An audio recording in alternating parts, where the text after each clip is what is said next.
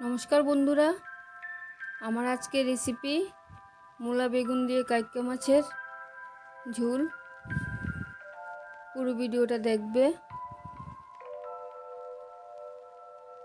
কাইক্কা মাছগুলি ভালো করে ধুয়ে নিয়েছি, লবণ হলুদ মেখে নিলাম, মাখা হয়ে গেছে।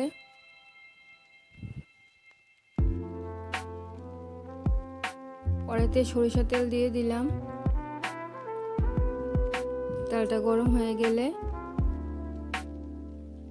8-10টা করে মাছ ভেজে নিলাম।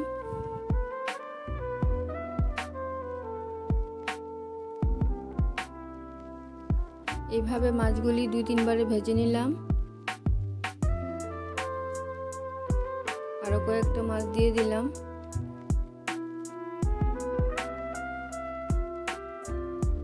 একটা বড় লম্বা মূলা নিয়েছি আর 2টা বেগুন নিয়েছি।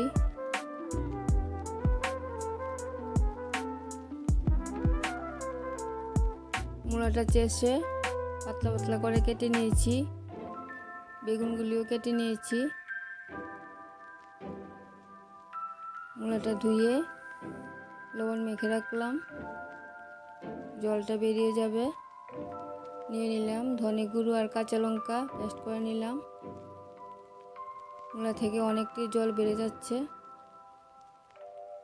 আরেকবার মূলাটা ধুয়ে ভালো করে চিপে নিয়েছি। নিয়ে নিলাম মেথি। একদম কম তেল দিয়ে রান্নাটা করব, কারণ মাছগুলো যখন ভেজেছিলাম এগুলোর মধ্যে তেল আছে। মেথি ফোড়ন দিয়ে দিলাম। মেথিটা হালকা ভাজা হয়ে গেলে মূলাটা দিয়ে দিলাম।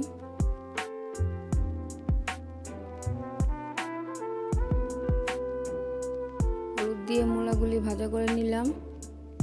হালকা ভাজা হয়ে গেলে বেগুনগুলি দিয়ে দিলাম।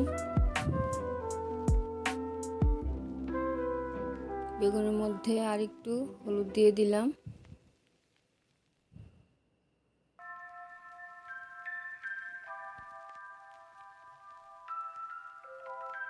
মূলা বেগুন একসাথে ভাজা হয়ে গেলে ধনে আর কাঁচা লঙ্কা পেস্টটা দিয়ে দিলাম। আমি কম তেলের কথা বলেছি, কারণ বেশি তেল খাওয়া ভালো নয়।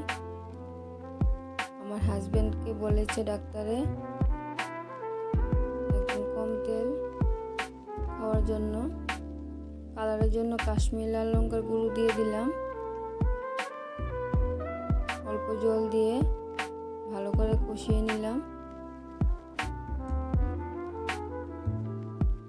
এই রেসিপিটাতে জিরে গুঁড়ো ব্যবহার করবেন না, ধনে গুঁড়ো দিয়ে খেতে দারুণ লাগে। মূলা বেগুন কষানো হয়ে গেলে লবণ দিয়ে দিলাম।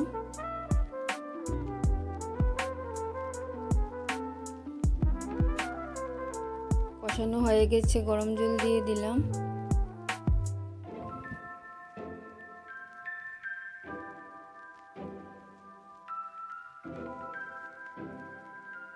রেসিপিটা ভালো লাগলে আমার পাশে থাকবেন, লাইক কমেন্ট শেয়ার করবেন। অল্প লবণ দিয়ে দিলাম, ঝোলে লবণ লাগবে তাই। মূলা বেগুন সিদ্ধ হয়ে গেলে মাছগুলি দিয়ে দিলাম।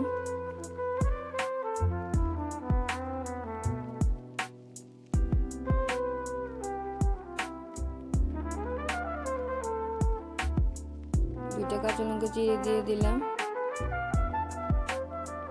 সবকিছু ভালো করে সিদ্ধ হয়ে গেলে ধনেপাতা কুচি দিয়ে দিলাম।